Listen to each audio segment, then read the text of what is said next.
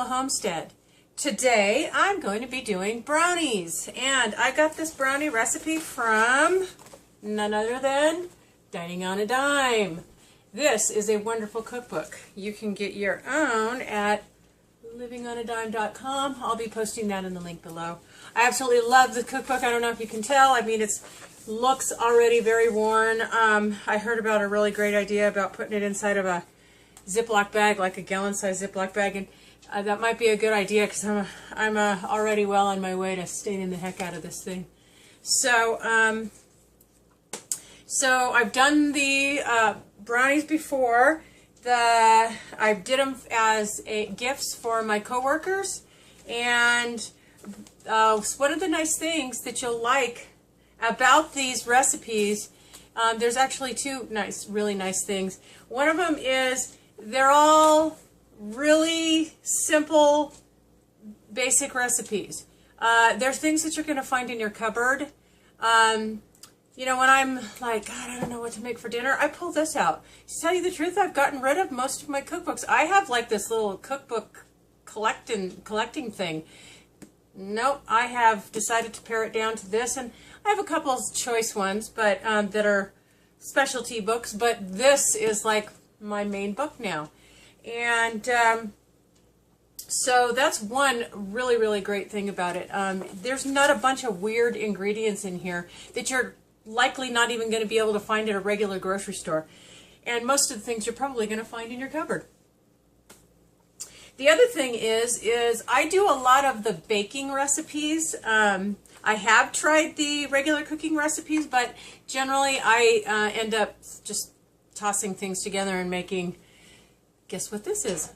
Let's make a name for it, type dishes. So, but one thing I've noticed about it is I eat gluten-free. And so what I have been able to do is I add, you know, like the gluten-free flour instead of regular flour. And then something I learned from Wanda King at Deep South Homestead was to add a teaspoon of baking powder to the flour, the gluten-free flour. That helps a lot. And then the other thing is that you add, that I do, and it really makes a big difference, is you add one more egg than the recipe calls for. So this recipe calls for 1 cup of butter, which I have in the bowl right now, 2 cups of sugar, 1/2 cup of cocoa, 4 eggs, which I will be adding 5, 1 cup of flour, and nuts if you would like, but actually I'm going to add my cacao nibs. And let's get started on this. Okay, so here I have the butter, and it's already melted. My delightful husband, this is my mixer, and I'm going to have to use the whisk attachment to it because my delightful husband decided to throw away the mixer things. I don't understand how, you know, a person could think that they don't belong to something. I don't know, whatever. Anyway, so I'm going to get this mixed here. It's a little bit different since I have this little whisk thing, but we'll get it. So we're going to add the sugar and cream it.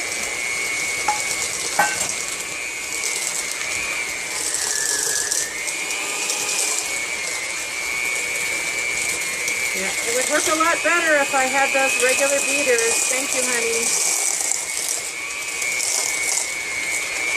I just didn't feel like doing it by hand today.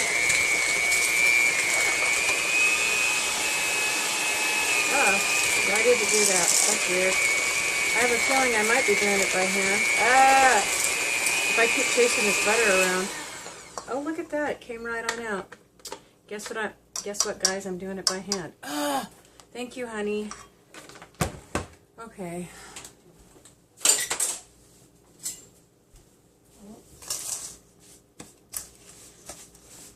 Creaming the butter is a little bit easier with the mixers, but it's not like it hasn't been done this way before, right? Okay, so next I'm going to be adding the cocoa.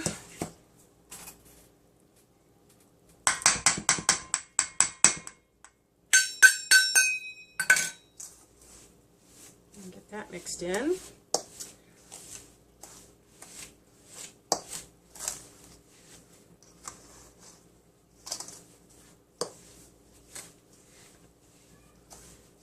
He owes me a mixer, he really does, but we just haven't had the money right now to get another set.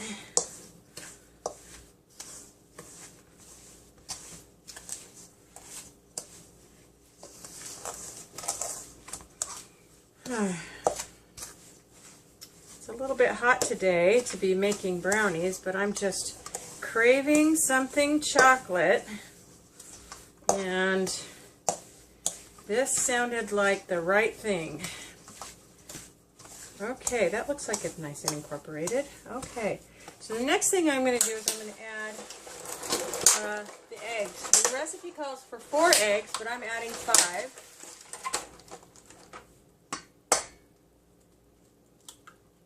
One,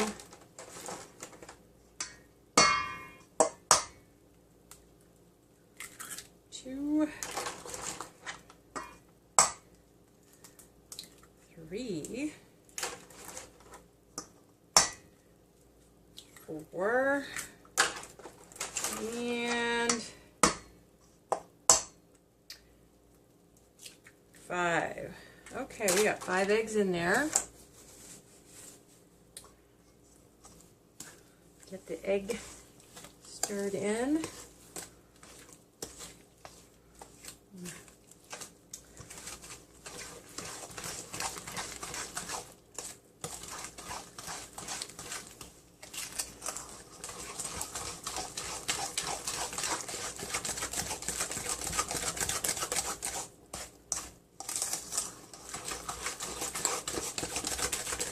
Maybe I shouldn't let my husband have any of these brownies. I'm telling you, my arm is already kind of hurting. Well, I'm kind of out of shape too. I'm working on that.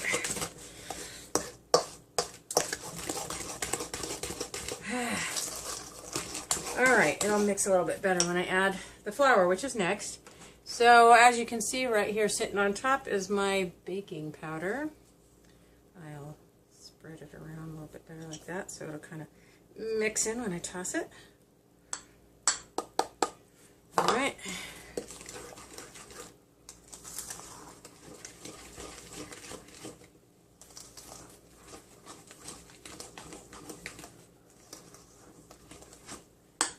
I'll pause this and come back to you when it's all mixed and ready to go in the oven. Okay guys, now it's all nice and mixed, and now you can kind of see why I like to add that extra egg, because gluten-free flour kind of absorbs more liquid, and I just found that it's a little bit you know, more the consistency that is desirable. So I have my greased and floured pan right here. This batch, this particular batch, makes 18 brownies, so I have it in a slightly larger pan. It's not a 9 by 13, it's the one underneath.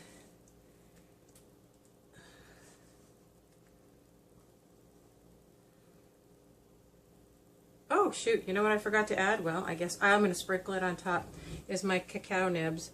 I love the cacao nibs. They have 0 sugar in them, and they're very bitter, but they're kind of addicting, but they're super, super healthy for you.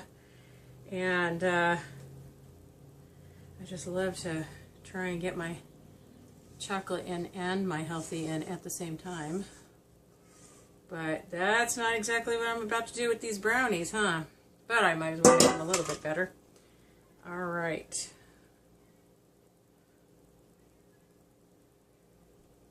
Okay. There we go. And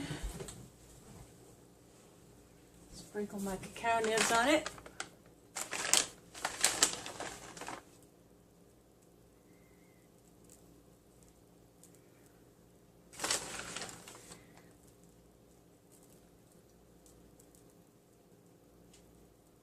you go. That's sufficient, I guess. And it's already got chocolate in it. Okay, so I'm going to pop this in the oven, and I'll get back to you when it's done, and we can taste it together. Okay, guys, I'm back, and the brownies are out of the oven, and I've already sampled. Yep, that's right. I had to make sure that it would be cut. So here we go. We've got the nummies going on, and they are awesome. Let me tell you, so good and soft. And one of the things that I discovered about this when I made them, because I made them over Christmas time when I gave them to my coworkers as gifts, was usually with gluten-free you can't leave stuff sitting out on the counter. It becomes a rock. And I left it out on the counter for a couple of days, you know. I mean, I covered it, but I left it out on the counter for a couple of days and it didn't become a rock. It was fantastic. I loved it. So, well, that's it. I hope you enjoyed this. Definitely check out this cookbook, guys. This, I am telling you, I'm very impressed. Very impressed. Dining on a Dime from livingonadime.com. You really, really would love this cookbook. They have a ton of other books too. I have a lot of her books.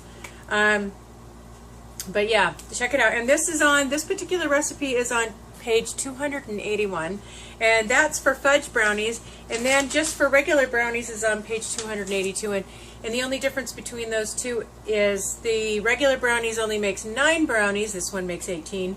Well, we had to have more. And the regular brownies calls for vanilla. So that's it. So if you could like, share, and subscribe, that'd be fantastic. Comment below, and God bless.